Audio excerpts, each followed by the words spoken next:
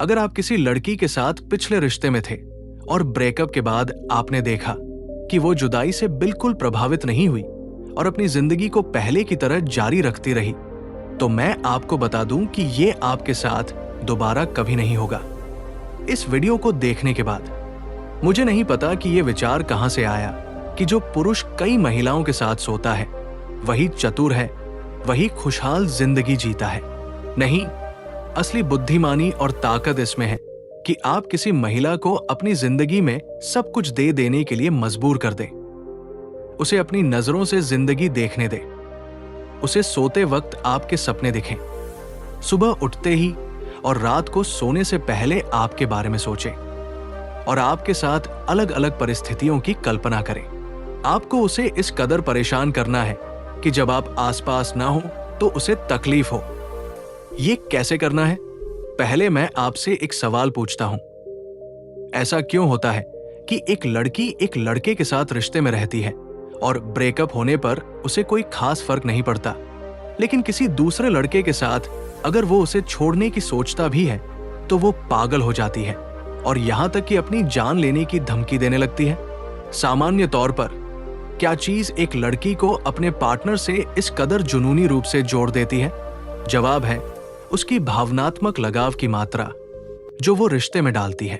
एक बात और, अगर आपको हमारे वीडियो पसंद आते हैं और आप चाहते हैं कि हम और भी बेहतरीन सामग्री आपके लिए लाएं, तो आप हमारे काम में सहयोग कर सकते हैं। स्क्रीन पर दिख रहे इस QR कोड को स्कैन करें और अपना छोटा सा सहयोग दें। आपका ये योगदान हमें और बेहतरीन वीडियो बनाने और नई सामग्री लाने में मदद करेगा।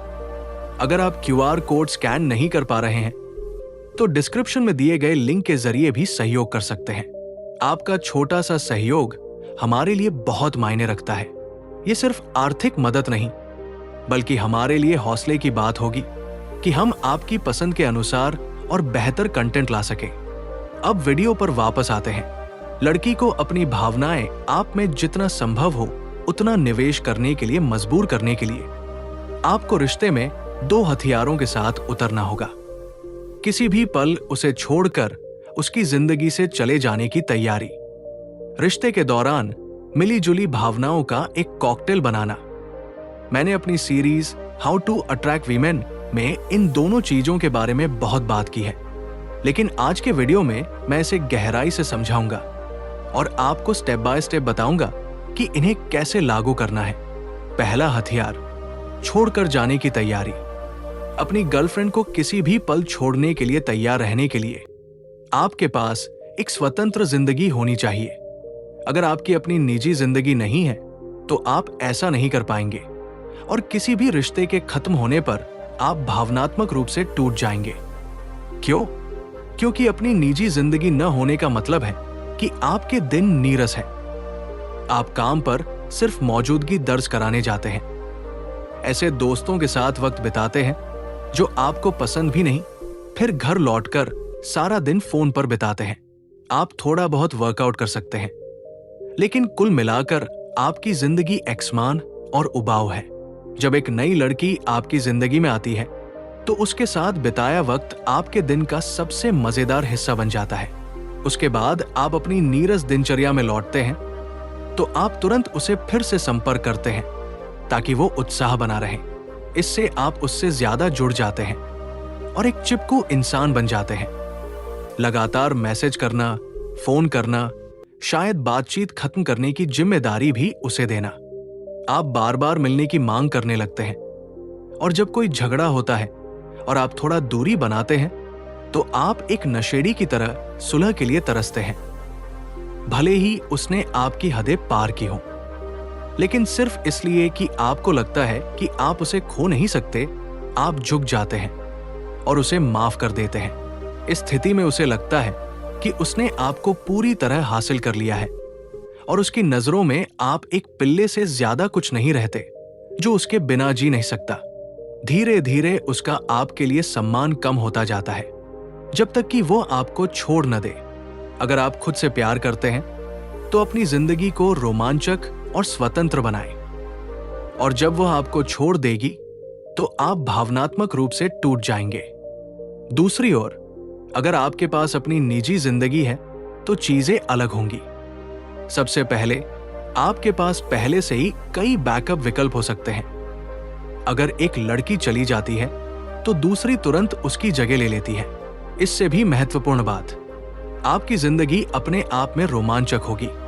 दोस्तों के साथ घूमना, मजेदार अनुभव साझा करना, खेल प्रतियोगिताओं में हिस्सा लेना, साथ मिलकर शरारतें करना, रोजाना नई चुनौतियां तय करना, एक पूरी और संतुष्ट जिंदगी। आपकी गर्लफ्रेंड के साथ रिश्ता तब आपकी पहले से शानदार जिंदगी में बस एक अतिरिक्त हिस्सा होगा। अगर वो किसी दिन चली जाती है तो आपको थोड़ा दुख हो सकता है, लेकिन आप जल्दी ही इससे उबर जाएंगे। इस स्थिति में आप पूरी तरह तैयार होंगे कि जब भी वो आपकी तय की हुई सीमाओं को पार करे, आप उसे छोड़कर चले जाएं। बदले में उसे एहसास होगा कि अगर उसने कुछ खास गलत किया तो आप इसे बर्दाश्त नहीं करेंगे और चले जाएंगे। इससे वो ऐसी हरकतों से बचने की कोशिश करेगी। कभी कभी वो आप पर इल्जाम लगा सकती है कि आप बेरहम हैं, या छोटी सी बात पर आप जो कुछ है उसे फेंक देने को तैयार है। आपका रोल यहां ये साफ करना है कि आप उसके साथ सिर्फ एक वजह से हैं, अपनी जिंदगी को बेहतर बनाने के लिए। लेकिन आप कभी भी अपमान या अवज्ञा को स्वीकार नहीं करेंगे। उसे ये समझाएं कि वो आपकी गर्लफ्रेंड बनी रहे, पर वो दुनिया की आखिरी लड़की नहीं है, और न ही आप दुनिया के आखिरी पुरुष हैं। मैं इस टॉपिक में अभी और गहराई में नहीं जाऊंगा, क्योंकि मेरी सीरीज में इस हथियार को विस्तार से कवर करने वाले कई वीडियो पहले से मौजूद हैं। अगर आप इसे और जानना चाहते हैं तो वापस जाकर उन्हें देख लें। दूसरा हथियार, भावनाओं का कॉकटेल। अपने सीक्रेट फॉर्मूले को बताने से पहले मैं एक जरूरी परिचय के साथ शुरू करूंगा। आजकल की महिलाएं दावा करती हैं कि वे एक ऐसे पुरुष चाहती हैं जो उनकी इज्जत करे, उनकी महत्वाकांक्षाओं और फैसलों का सम्मान करे, उन्हें नियंत्रित न करे, वफादार हो, हमेशा उपलब्ध रहे, वगैरह वगैरह। अब एक ऐसे रिश्ते की कल्पना करें। मान लीजिए उनका नाम लियो और मोनिका है।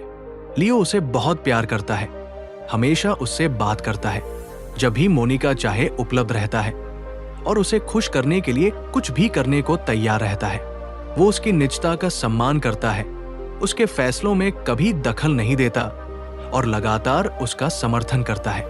अब मुझे बताएं, आपको क्या लगता है कि मोनिका अपने रिश्ते में लियो के साथ किस तरह की भावनाएं महसूस करती है?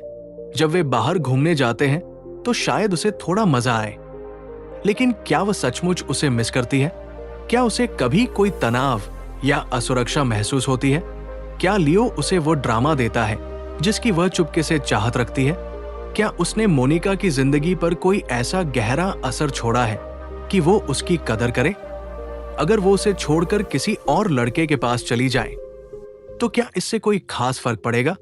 जवाब है नहीं। तो आपको क्या करना चाहिए ताकि आप लियो की तरह न बने? असल में पहला हथियार ही काफी है। हालांकि अगर आप ये सुनिश्चित करना चाहते हैं कि आपकी गर्लफ्रेंड किसी दूसरे लड़के के साथ वो अनुभव न करे जो वो आपके साथ करती है, तो आपका रिश्ता एक फिल्म की कहानी जैसा होना चाहिए। यहीं पर मैं भावनाओं के कॉकटेल फॉर्मूले का खुलासा करता हूं। लेकिन पहले मैं आपसे एक सवाल पूछता हूं। दुनिया में सबसे शक्तिशाली टूल कौन सा है जो भावनाओं का इस्तेमाल करके लोगों को आकर्षित करता है और उन्हें गहराई से जोड़ता है? जवाब है फिल्म इंडस्ट्री। फिल्में लोगों को भावनात्मक रूप से जोड़ने का सबसे प्रभावी तरीका है। आपको ऐसा क्यों लगता है? क्योंकि फिल्में दर्शकों में एक अच्छी तरह से परिभाषित मनोवैज्ञानिक पैटर्न के जरिए भावनाओं को जागृत करती है। एक ऐसा पैटर्न जिसे विज्ञान ने समय के साथ साबित किया है कि ये मानवीय भावनाओं को उत्तेजित करने और लोगों को भावनात्मक रूप से जुड़े रखने में बेहद प्रभावी है। यही पैटर्न उपन्यासों, टीवी सीरीज और दुनिया की सबसे बड़ी कंपनियों की मार्केटिंग रणनीतियों में भी इस्तेमाल होता है। आज मैं आपको दिखाऊंगा कि इस तरीके को किसी लड़की के साथ कैसे इस्तेमाल करना है ताकि उसे लगे कि वो आपके साथ एक फिल्म की जिंदगी जी रही है। अगर आप बहुत सारी फिल्में देखते हैं या कई उपन्यास पढ़ते हैं तो आपको पता होगा कि ये संरचना हर बार दोहराई जाती है। पहले एक सामान्य स्थिति होती है जहां जिंदगी स्थिर लगती है, फिर एक समस्या पैदा होती है और उसके बाद कहानी बढ़ने लगती है। कुछ समय बाद समस्या हल हो जाती है और जब ऐसा होता है तो जिंदगी फिर से सामान्य हो जाती है। फिल्म खत्म होने तक आपको एहसास होता है कि आप मिश्रित भावनाओं के रोलर कोस्टर से गुजर चुके हैं।